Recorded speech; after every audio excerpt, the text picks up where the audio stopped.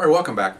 I told you earlier in all these stories I've had up to 100 and how many now, 4 or 5 or 6 or whatever, that 98% of them are going to be what I was involved in, and other 1 or 2% will be stuff that I heard from very good source, other partners, my ex-partners. This is one I was involved in some of it, but very, very much towards the end. But I'll tell you this story, and just so you know, that's the disclaimer that most of this stuff I heard from my supervisor and one of his partners. Okay, because it was a shooting, and we need to know about that. Anyway, here's an example of what I call old school. When I came on in the early 70s, we had guys that were finishing their 20-year career. It means they came on in the 50s, like 1950, 49, 50. A couple of guys were Korean War veterans. This guy came on and he was going to put 20 years on and retire. 20 years in patrol. Didn't want to be a detective, didn't want to be a sergeant. He just wanted to do police work and protect the citizens, and that's what he did for 20 years. This is his last day at work. Okay, Saturday night is his last day. At Saturday night, midnight, he is no longer a police officer. Sunday morning is our period that we start our timetables. So Sunday morning at 0001, he is Mr. So-and-so, but up until that time, so Saturday night was his last night. Can you imagine? And think of yourself, your last day at work. You're having parties, you're having cake, you're not doing any work. This guy wanted to work up to the last minute. Okay, there was an area of government housing in the south part of our area, and a lot of it come off main streets. And one of the main streets, there's a dead end parking lot. You drive in pretty far, in maybe half a block in, and there's parking stalls all the way like this. And at the end of the street, there's a couple of areas, a brick area surrounded where you had dumpsters. Okay, and you drive in and you park your cars. And it was housing projects on both sides. There was several of those all around this thing. Well, they get a radio call, fire, small fire, arson fire they called it. Now, they don't say fire because people think it's a house on fire. They say arson fire, dumpster on fire. That's what they got. And they just go down there. Usually what you do is you drive by, you look around, and somebody started the fire, and then if it's really bad, you call the fire department. If it's something small like a trash can, you just stand by, make sure it doesn't spread, and then you just, once it's out, if there's some citizens nearby, they might let you use a hose, and you put it out. So it's kind of a minor call. So they come down the street, okay, and he's a senior officer, 20 years. He's working with a guy that's about 5 or 6 years on, but I know this guy. He told me the story. He was my partner, personally, in gangs, crash.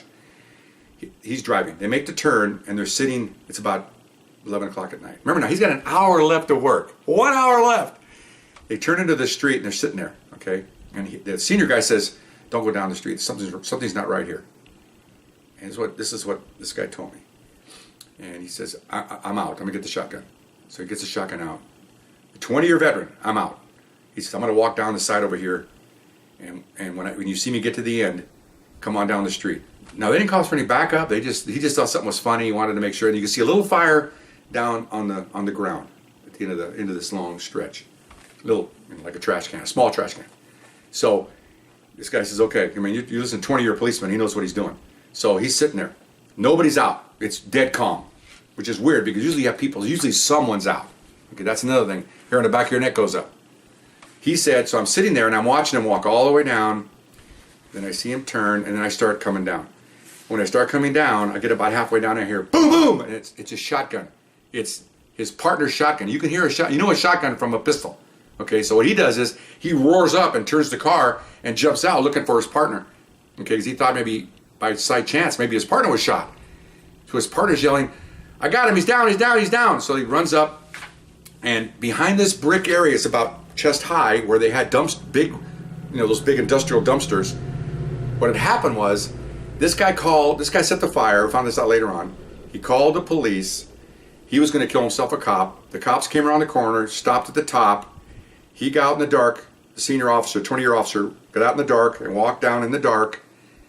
This kid, who's 20, is behind the wall with a pistol, and he's trying to get, because the senior officer said, I'm watching him as I'm walking up, and he's looking at the police car at the end of the driveway. He's trying to look, and he's got his gun up, and he's getting closer. And so when they had a time where he told him when the partner comes down the street, they were going to meet down by the fire. And he said when the officer starts coming down, the guy raised up to shoot, and that's when he shot him from the side.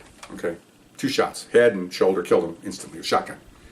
And of course he ran up and took the gun away and everything. I was a gang member, ex-con, I mean, you name it, he's got everything involved in him.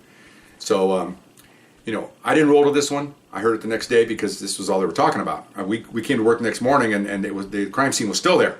Sunday morning, everybody's still, detectives are here and shooting team, and now they're interviewing Mr. So-and-so because he's not a policeman now, but although he is when he did this, obviously. In any shooting, whether you're a civilian or an officer, you have to respond to whatever authority wants to talk to you. And in this case, he was still an on-duty officer.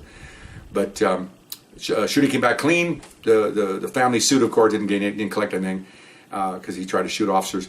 And I mean, it's incredible, incredible. The guy retired like Monday morning. He shows up, picks up his gear during the day. Nobody saw him, and packed a box and left. Can you imagine? No party, no retirement dinner. He just wanted to serve his time and left. It's amazing. It's amazing. So think about it. You're having a party. You're 20 years or 30 years. Cake, cookies. Screw up for the day. Screw off probably the week before you retire. Here, this guy, the last hour of his shift, is out there doing police work, protecting only his partner, himself, and anybody else, that civilian that might have walked by, and this guy didn't like him, or he has a gun, he's an ex-con, he might shoot citizens, kids, who knows? If he didn't like you, he's sitting there with a gun thinking he's in charge of the situation, and the last thing he thought, obviously, he was in charge.